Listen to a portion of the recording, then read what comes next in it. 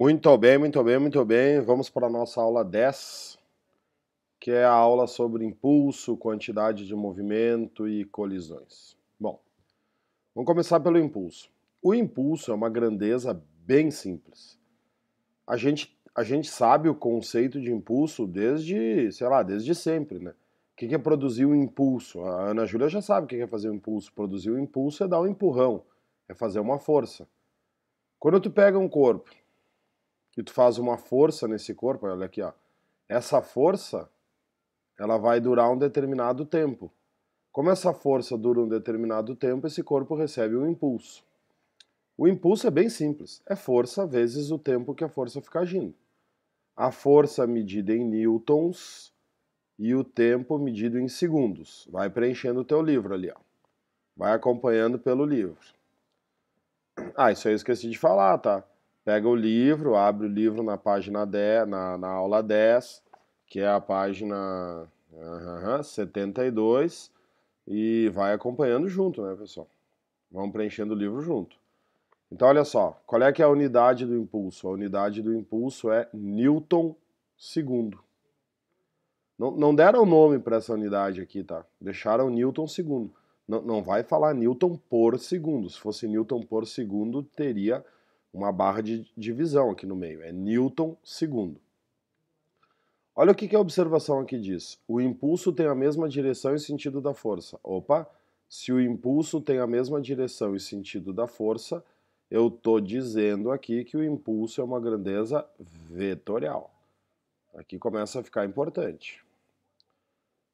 Qual foi a última aula que a gente viu? Aula 9. O que foi a aula 9? Trabalho, energia, potência. Trabalho, energia e potência eram grandezas escalares.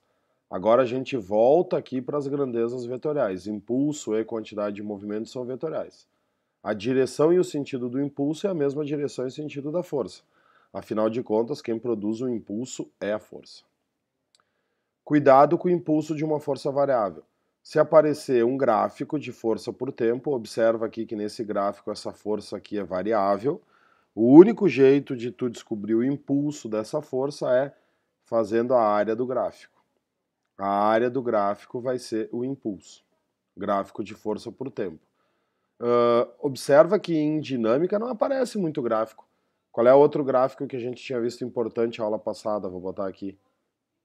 Força por deslocamento. Se for um gráfico de força por deslocamento, o que acontece aqui? Vamos fazer uma força variável também, não tem problema. Se for um gráfico de força por deslocamento e a força for variável, o que a gente aprendeu? A área é o trabalho. Uma revisãozinha da aula passada. Basicamente, são esses dois gráficos que caem em dinâmica. Ou é força por tempo, que a área é o impulso, ou é força por deslocamento, que a área é o trabalho. Aqui está, né, a unidade do impulso, Newton segundo. Então, barbada, né, pessoal? Impulso é força vezes tempo. Toda força produz um impulso. Sempre, pessoal, que tiver força vai ter impulso, tá? Porque toda força dura um determinado tempo. É bem simples. Vou limpar, preencha ali o teu livro. Vamos para a quantidade de movimento ou momento linear. Cuida com essa história de momento linear, tá? A PUC, por exemplo, todas as questões de momento, de quantidade de movimento, a PUC chama de momento linear. Porque depois a gente vai ter a aula 11, que na aula 11 a gente vai ter o momento angular. Aqui é momento linear. Tá difícil de sublinhar. Quantidade de movimento de um corpo também, bem simples. Massa vezes velocidade. Todo corpo que tem velocidade tem quantidade de movimento ou momento linear. A massa do corpo é medida em quilogramas e a velocidade do corpo é medida em metros por segundo. E aí observa que também não tem nome especial a unidade. Qual é que é a unidade? Quilograma metro por segundo. É a mesma unidade. É só multiplicar, não tem nome especial. Então olha só, a quantidade de movimento depende da massa e depende da velocidade. Tu pega um caminhão e um Gol, os dois a 80 km por hora. Quem é que vai ter mais quantidade de movimento? O caminhão, porque a massa dele é maior. Então, para ter quantidade de movimento, tem que ter massa, tem que ter velocidade. E a quantidade de movimento, ela é escalar ou vetorial? Ela também é vetorial. Ela também é vetorial. Quem que dá a direção e o sentido da quantidade de movimento? A velocidade. A quantidade de movimento vai ter a mesma direção e o mesmo sentido da velocidade, que é a grandeza vetorial envolvida nessa equação aqui, né? A gente sabe que massa é escalar, massa não tem direção e sentido. Então, se um carro tem uma velocidade para a direita, ele vai ter uma quantidade de movimento para a direita. Observa que todas as características da velocidade vão ser dadas para a quantidade de movimento. Tipo assim, vamos fazer aqui no cantinho uma revisãozinha do que a gente aprendeu em cinemática. O teu amiguinho, movimento circular uniforme. Aí, por exemplo, a gente sabe que a velocidade é tangente, a curva, né? Aqui, se ele está andando num círculo, a velocidade aqui vai ser 2 metros por segundo. Aqui a velocidade vai ser quanto? 2 metros por segundo. Então aqui a velocidade vai ser 2 metros por segundo e segue o baile. Não vou desenhar o outro aqui, tá? O que a gente já tinha aprendido em MCU? Neste desenho eu posso dizer que a velocidade é constante? Não, porque ela é variável em direção e em sentido. Então isso também vai acontecer com a quantidade de movimento.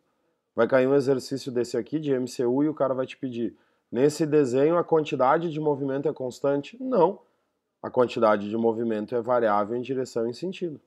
Repito, tudo que tu sabia da velocidade, tudo que acontece com a velocidade acontece com a quantidade de movimento. A direção e o sentido da quantidade de movimento é a direção e o sentido da velocidade. Beleza? É simples, tá? Não é difícil isso aqui, não. Vou limpar de novo. Agora que começa a vir interessante. O que o Newton percebeu? Newton percebeu o teorema do impulso. Esse teorema do impulso aqui é bacana, cai bastante, a gente usa muito. O que é produzir um impulso? Produzir um impulso é fazer uma força. O que essa força vai causar? Essa força vai causar uma variação de velocidade. Se causa uma variação de velocidade, causa uma variação na quantidade de movimento. O que o Newton entendeu? Que o impulso é a variação na quantidade de movimento. Ou o impulso é a quantidade final menos a quantidade inicial. Aqui, ó. Vamos pegar aqui e botar vamos criar um espaço em branco aqui para a gente poder brincar um pouquinho aqui, ó. Vamos excluir aqui, ó. Aí com vocês aí eu poderia copiar isso no verso, se você quisesse, né? Bom, olha só o que acontece agora aqui. Deixa eu voltar para minha caneta aqui. O impulso é a variação na quantidade de movimento. Então tu vai abrir essa equação. O impulso vai ser a massa vezes a variação de velocidade, ou o impulso vai ser a massa vezes a velocidade final, menos a massa vezes a velocidade inicial, tá vendo? O que é isso aqui? Isso aqui é a quantidade de movimento final, menos o que é isso aqui? A quantidade de movimento inicial. Quer dizer, tu volta para isso aqui, ó. Então, ou tu usa a fórmula fechada, massa vezes variação de velocidade, ou tu usa ela aberta, m vezes v menos m vezes va. O que é importante ressaltar dessas equações aqui? Olha só, isso é muito bacana. Qual é a equação mais famosa de Newton? Força resultante igual a massa vezes aceleração. Ah, Newton escreveu isso. Não, Newton nunca escreveu isso. Sabe o que Newton escreveu? Newton escreveu que força resultante é igual a variação na quantidade de movimento sobre a variação de tempo. Tá, mas da onde que surgiu então que Fr igual a m vezes a? Não. Quando os professores de física começaram a ensinar física, começaram a entender o conteúdo, começaram a ver que era complicado para o aluno entender que a força resultante é a variação na quantidade de movimento sobre a variação de tempo. O que eles acabaram fazendo? Pegaram e abriram aqui, ó. O que é variação na quantidade de movimento? Massa vezes variação de velocidade dividido por variação de tempo. O que é variação de velocidade dividido por variação de tempo? A tua amiguinha, aceleração. Aí fica que força resultante é massa vezes aceleração. Beleza? Por isso que muita gente acha que não precisa saber essa equação aqui. 90% dos exercícios que tu resolve usando essa equação, tu consegue resolver usando Fr igual a m vezes a. O problema são aqueles 10% que tu não consegue, né? Para URGS tem que saber isso aqui. Até porque é bem fácil, crianças, de transformar essa equação nessa aqui, né? É só fazer a mesma coisa que eu fiz aqui, ó. Vou abrir aqui de novo, ó. FR igual a massa vezes variação da velocidade sobre variação do tempo. Tá vendo? Se eu passar o tempo para cá, força resultante vezes variação de tempo é igual a massa vezes variação de velocidade. Tá, vem cá. O que é força vezes tempo? Trocar a cor para ficar bonito. Impulso. O que é massa vezes variação de velocidade? Variação na quantidade de movimento. Por que eu quis fazer esse adendo? Por que eu quis te mostrar isso? Para te entender que isso aqui não é novidade. Isso aqui, ó, isso é a primeira vez que tu tá aprendendo. Não, cara. Isso aqui nada mais é do que força resultante igual a massa vezes aceleração. Só que trabalhando com grandezas diferentes. Tá? Beleza. Vamos limpar tudo então. Tá? Pã. Agora começa o importante. Agora vem o que interessa. Princípio da conservação da quantidade de movimento. É aqui que é o pepino. Olha o que acontece com o princípio da conservação da quantidade de movimento. Olha o que ele diz. A quantidade de movimento de um sistema isolado de forças externas é constante. Quer dizer, se tu tiver um sistema onde não atuam forças externas, a quantidade de movimento é constante. Qual é o desafio que tu tem nessa aula aqui? Bom, a partir de agora, tu já sabe os dois principais princípios da dinâmica. O primeiro a gente aprendeu na aula passada, princípio da conservação da energia. Aqui é o princípio da conservação da quantidade de movimento. É muito comum confundir os dois. Quando que a energia se conserva? Se lembra da aula passada? A energia se conserva quando só atuam no sistema forças conservativas. Quando o sistema não tem atrito, quando o sistema não tem resistência do ar. Aqui não tem nada a ver com isso. Aqui diz que a quantidade de movimento de um sistema isolado de forças externas é constante. Claro, né? Se no sistema não existe forças externas, o que quer dizer isso? Só atuam no sistema forças internas. Só atuam forças internas. Na hora de resolver os exercícios, eu vou chamar a tua atenção de novo para isso aqui, e aí eu vou fazer vocês entenderem a diferença entre o princípio da conservação da quantidade de movimento e o princípio da conservação de energia. Tu vai ver como um não tem nada a ver com o outro. Esse princípio aqui é um princípio que cai bastante, a URGS gosta muito, a UFSC gosta muito, a PUC gosta muito, Santa Maria já trabalhou com isso várias vezes. Só que esse é um princípio assim, ó, que são situações específicas aonde só atuam forças internas, aonde não existe forças externas. O que a gente acaba mandando vocês decorarem, né? Se tu não quiser, não tiver muito a fim de pensar. Olha o que eu botei aqui para ti, ó. Deve ser usado para os seguintes casos. Quais são os principais casos aonde só atuam forças internas? Explosões, completa no teu livro ali, ó. Explosões.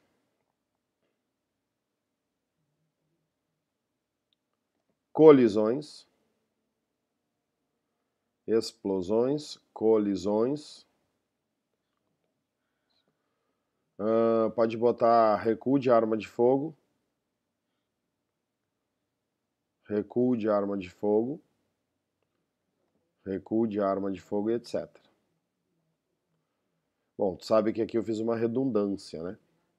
Recuo de arma de fogo nada mais é do que uma explosão, tá? Na realidade, basicamente são explosões e colisões. A gente bota esse recuo de arma de fogo para te estar ligado naquelas questões de quando tu dá um tiro para frente, a bala vai para frente e a arma vai para trás. Quando tu tem dois corpos numa mola, enfim. Nos exercícios eu vou aprimorar isso aqui para ti bastante. Então, olha só. Depois a gente vai voltar para essa história aqui das colisões elásticas e das colisões inelásticas. Por enquanto, eu quero trabalhar um pouquinho contigo com essa história aqui de explosões, tá? Como assim? Vamos entender como é que numa explosão a quantidade de movimento se conserva. Né? Princípio da conservação da quantidade de movimento. Então, olha só. Fiz uma animaçãozinha aqui para ti. Vou limpar aqui. Limpar. Tá. Saca a sua missão aqui. Ó, impulso e quantidade de movimento, uma revisãozinha, tá? Aqui tu tem uma bomba. Isso aqui é uma bomba. Pensa que isso aqui é uma bomba. Claro que às vezes é uma granada. O que eles fazem aqui? Botam aqui um negocinho bonitinho, bota ali o pino da granada, né, pessoal? Fica parecendo aqueles borrifador de perfume, né, meninas? Mas nada a ver, é uma granada. Tu tira o pino, essa granada vai explodir. Aí, como é que eu posso transformar a explosão de uma granada num exercício de física? Cara, isso aqui é uma explosão. Numa explosão só atuam forças internas, só atuam as forças da própria granada. Então a quantidade de movimento tem que se conservar. Aí vamos supor que o exercício diga assim, ó, que essa granada vai se dividir em 3 pedaços iguais, tá? Se esses 3 pedaços são iguais, significa que as massas deles são iguais. Claro que na vida real essa granada se divide em milhões de pedaços. O objetivo de uma granada é fazer uma explosão descontrolada que atinge o maior número de pessoas possíveis. Mas vamos supor que ela tenha se dividido só em 3 pedaços iguais, quer dizer, as massas são as mesmas. Aí ele vai te dar opções, ó. Indique qual dessas opções pode configurar corretamente os 3 pedaços da granada depois da colisão, depois da explosão. Então tu vê, letra A, um foi para cima, outro foi para baixo, outro foi para cima. Letra B aqui assim, assim, assim.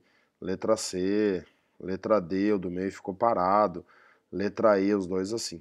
Cara, não tô entendendo nada, professor. Como é que eu vou saber? Princípio da conservação da quantidade de movimento.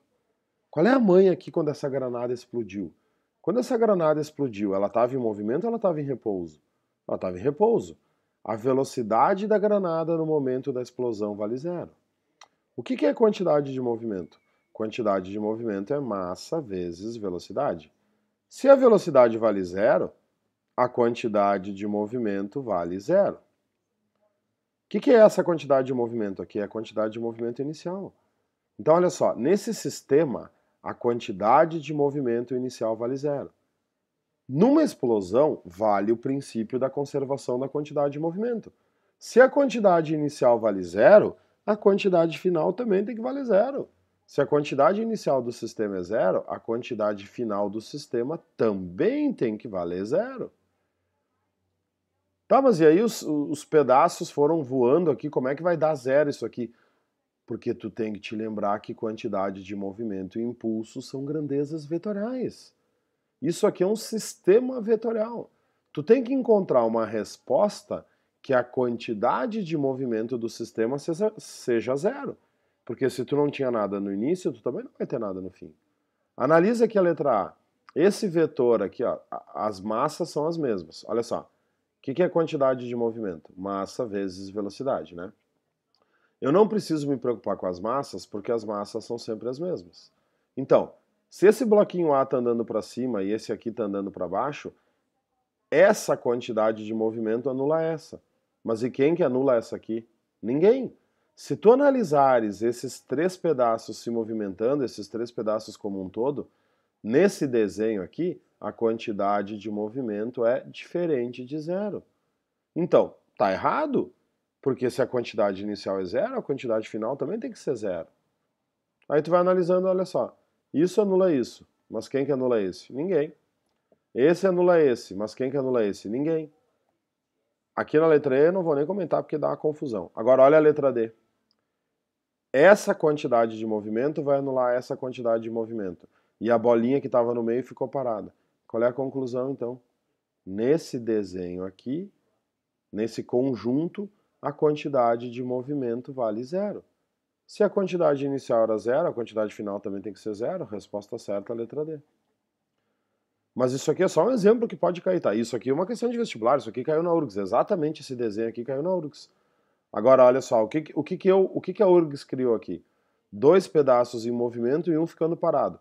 Poderia ter um outro desenho, a URGS poderia ter feito um outro desenho de outro jeito, que a quantidade desse zero? Claro. Olha aqui o que eu montei pra ti, uma animaçãozinha, quer ver? Vou limpar aqui, tá? Para não ficar poluído. Mágica. Aí, olha só. Imagina que esses três pedaços estejam desse jeito aí, tá? Aí o que acontece? Se Se esses três pedaços tiverem essas velocidades, né, que são as velocidades, se essas velocidades aqui tiverem num ângulo de 120 graus, isso cai também, ó. Se o ângulo aqui for 120 graus, se o ângulo aqui for 120 graus e se o ângulo aqui for 120 graus, o que vai acontecer? Massa igual, velocidade igual, se tu analisar esse conjunto aqui, a quantidade de movimento desse conjunto vale zero. Então, essa resposta aqui, a resposta D, se tivesse essa resposta junto com a D, né, uma letra E fosse essa resposta aqui, tu teria uma alternativa com duas respostas corretas. Até fiz a animaçãozinha aqui das bolinhas se mexendo, ó. Cuida ali, ó. Vai explodir, buf, ó. Ah, bacana, né? Tá vendo?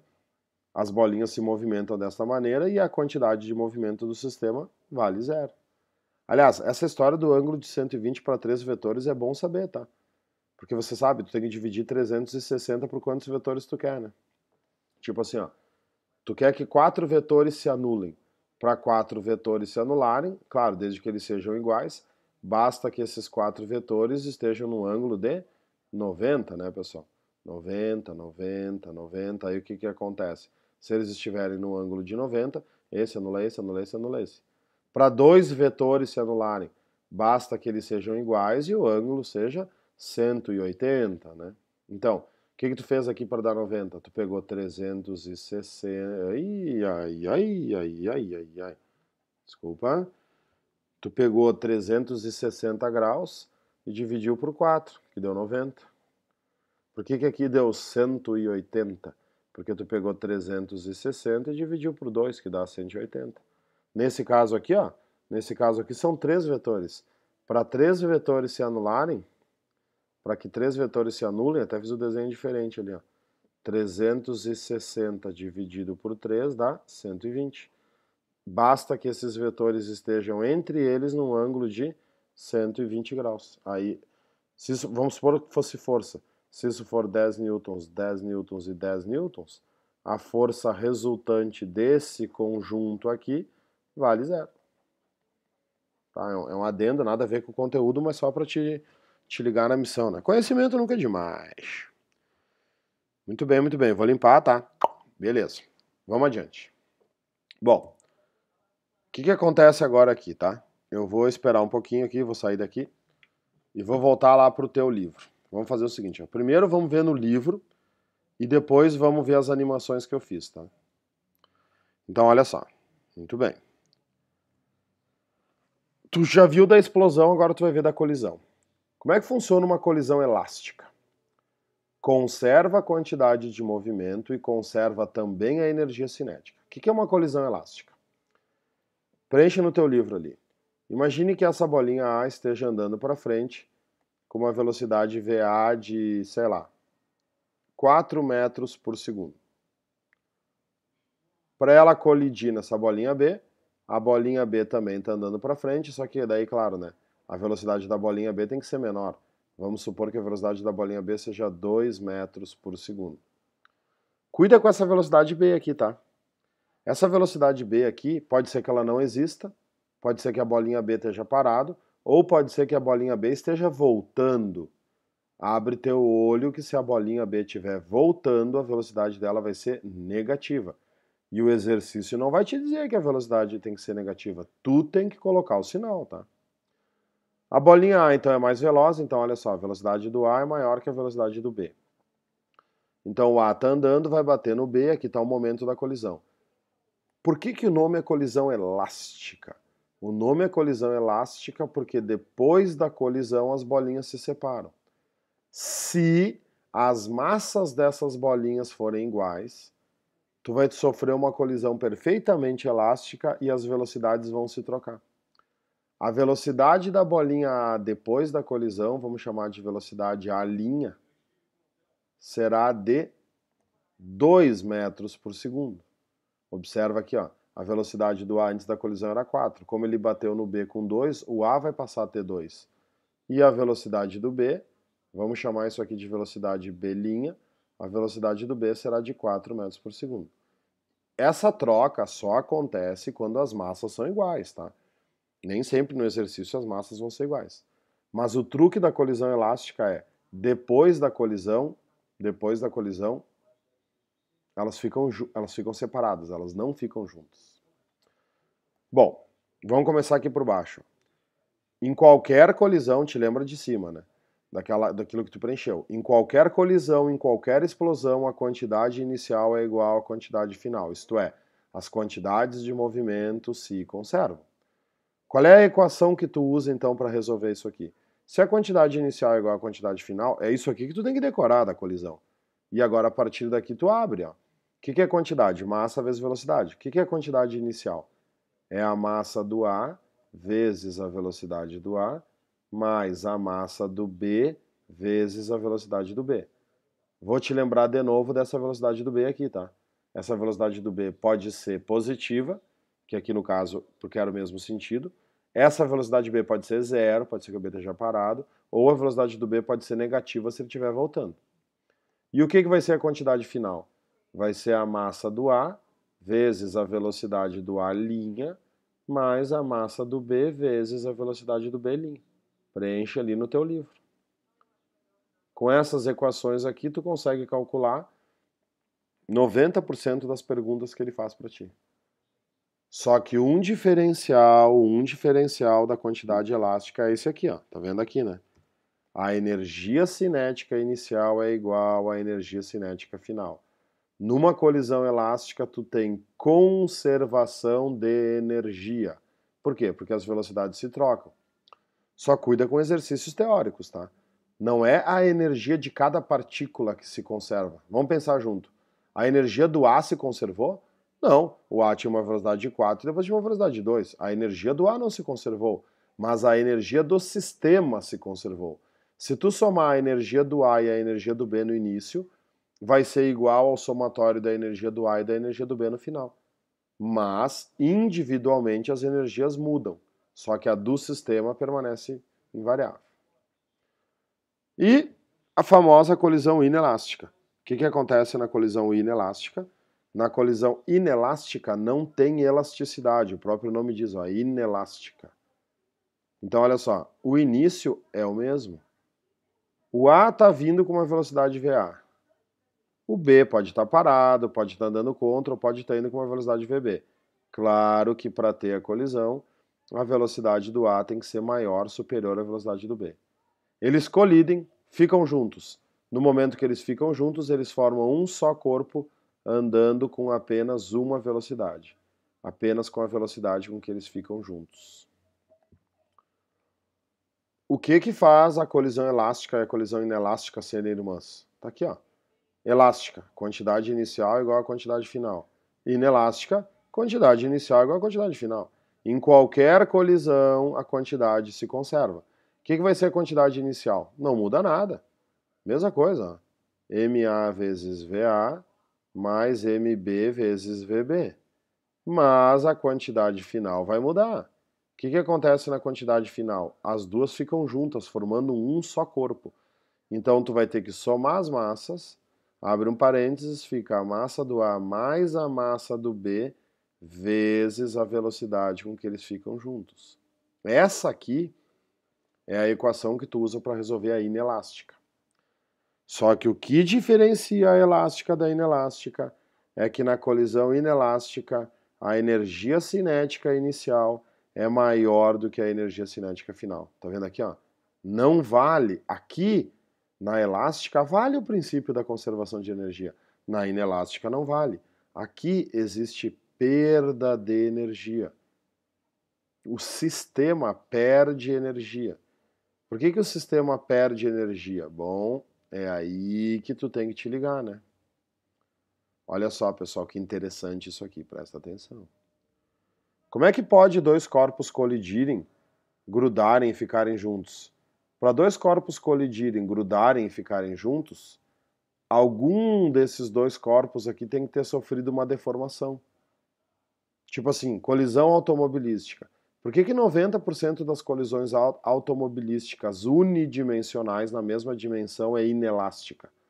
Porque os carros colidem e se deformam. Essa deformação produz perda de energia. Então essa história da cinética inicial é maior que a cinética final, perde energia. Aonde que perde energia? Perde energia na deformação. É, amigo. Aí olha só que bacana aqui, ó. Olha o que eu fiz pra ti aqui, então. Teu livro já tá preenchido, tudo bonitinho, tudo certo, tá? Agora vamos para a parte prática, vamos pensar. Como é que a gente bota isso no vestibular? Então, aqui, vou pegar aqui as animações que eu fiz. Ó que legal, ó que legal. Aproveitar os recursos, né? Porque no quadro eu não consigo fazer isso. Então aqui eu consigo. Colisão elástica. Ó a animaçãozinha. Vem o amarelinho, bate. Pufa! Tá vendo o que eu fiz aqui, ó? Vou voltar pra te ver, ó. Eu fiz uma colisão perfeitamente elástica. O que eu tô considerando nesse exercício aqui para ter acontecido isso? Se a massa desse bloquinho é M, a massa desse bloquinho também é M, tá? Aí o que acontece? O que acontece? Numa colisão perfeitamente elástica, eles se trocam. Tipo assim, no momento da colisão, esse bloquinho amarelo aqui tem velocidade. Sei lá, uma velocidade 1. E qual é a velocidade desse aqui? 0. Eles vão colidir. E aí depois da colisão, o que acontece? Como é perfeitamente elástica, porque as massas são iguais, tem que se trocar.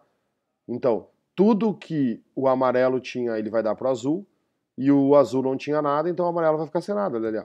Vem e pau, tá vendo? Ocorre uma troca entre os bloquinhos. E isso aqui é uma colisão perfeitamente elástica.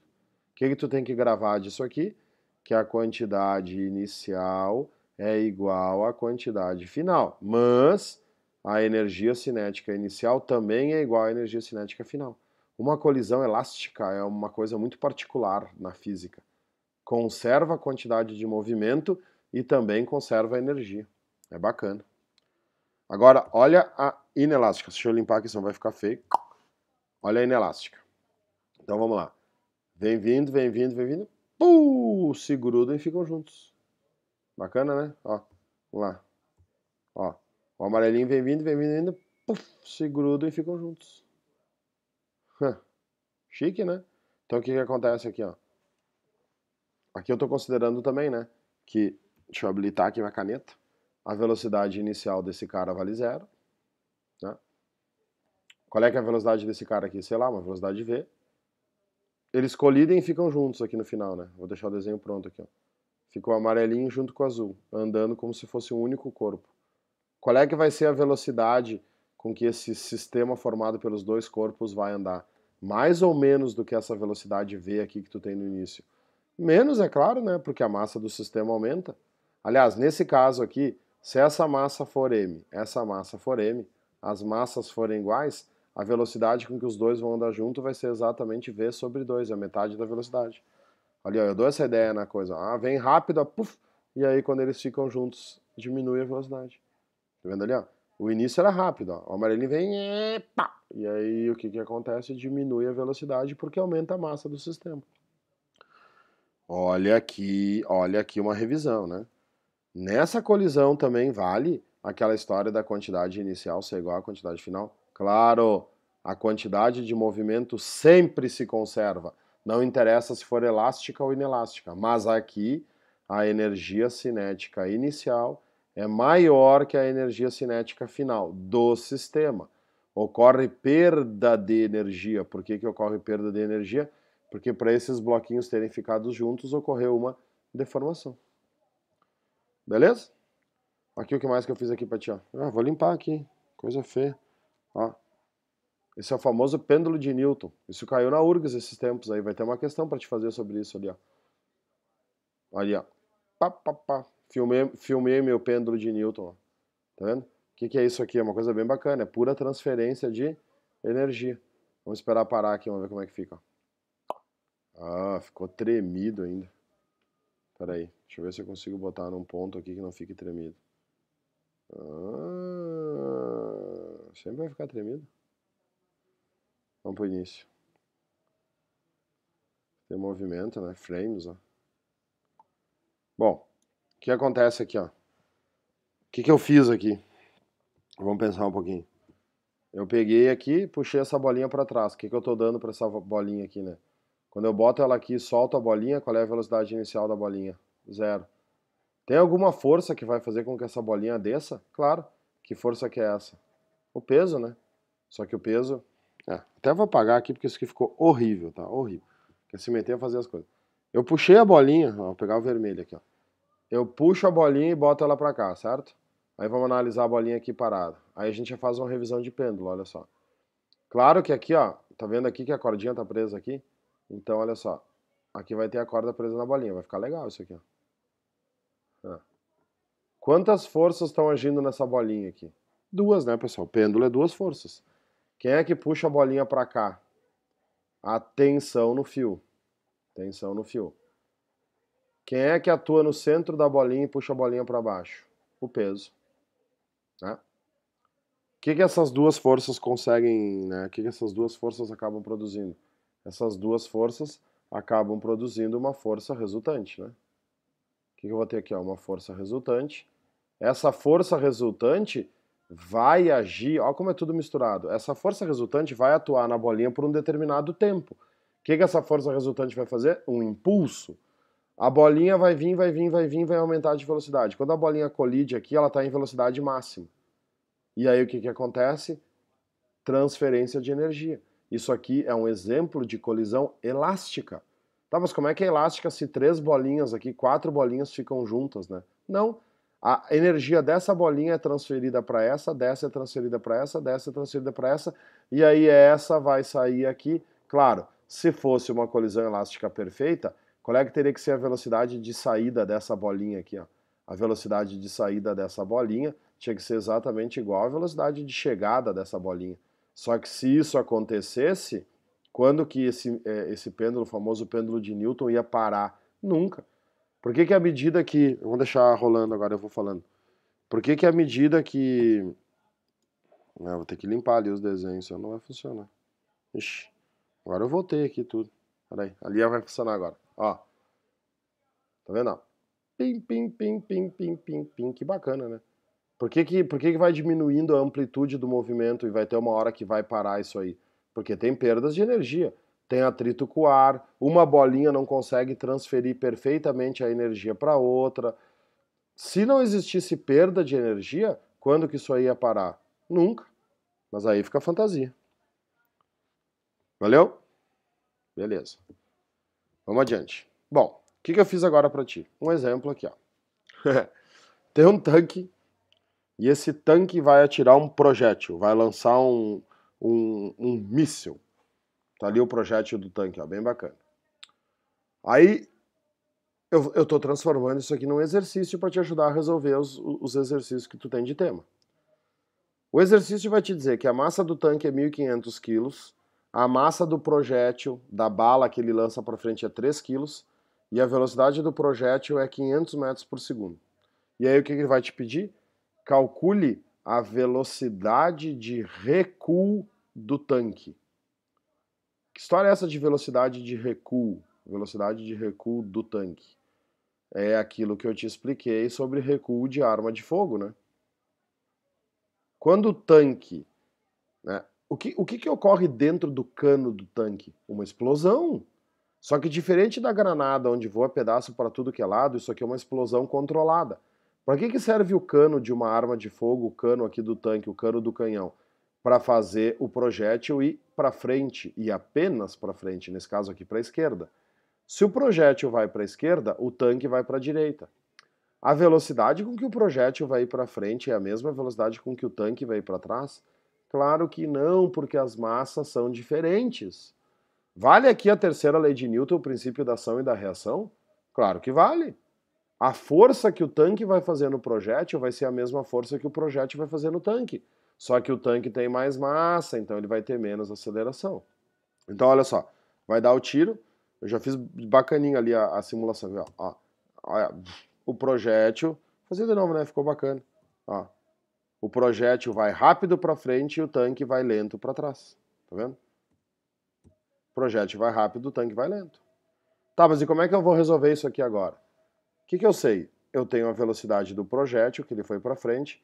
Qual é a velocidade do projétil? 500 metros por segundo.